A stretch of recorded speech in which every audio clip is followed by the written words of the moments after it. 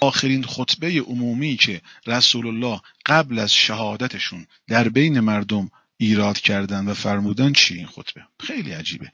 حضرت فرمود ای کسانی که بعد از من به اسم من با رسم دین با لباس دین بر مردم میخواید حکومت کنید، خوب دقت کنید، مبادا یفقرهم، مبادا مردم رو با دین فقیر کنید، مبادا جیب مردم رو با اسم دین خالی کنید. چی میشه؟ فرمود یکفرهم، فقر با دین، فقر با برچسب دین بیدینی میاره.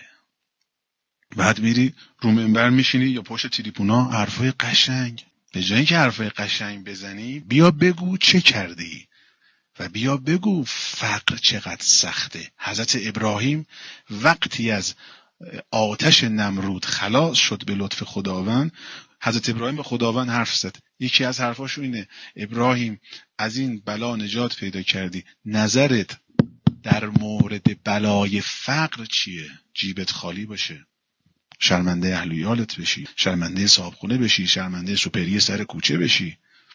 حضرت ابراهیم از داشت خدایا الفقر اشد الی من نار نمرود، فقر در پیش من ابراهیم از آتش نمرود سخت‌تر است.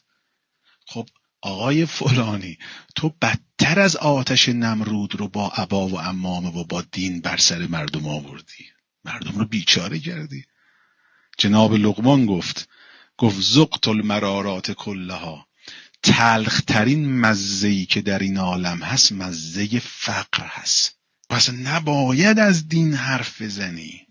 دین مگر فقط حجابه؟ دین مگر مثلا فقط نمازه؟ دین فقط مگر روزه است؟ این همه رسول الله فرمود خدایا بین ما و بین نان فاصله نینداز، مبادا ما فقیر بشیم، که فقیر بشیم همه دین از بین میره. برای چی این حرفا رو پیغمبر زدن؟ که تویی که حرف از دین میزنی بفهمی که نباید با دین مردم رو زمین گیر کنی. روز به روز گردنها کلفتر، شکمها گنده تر و روز به روز مردم ضعیفتر.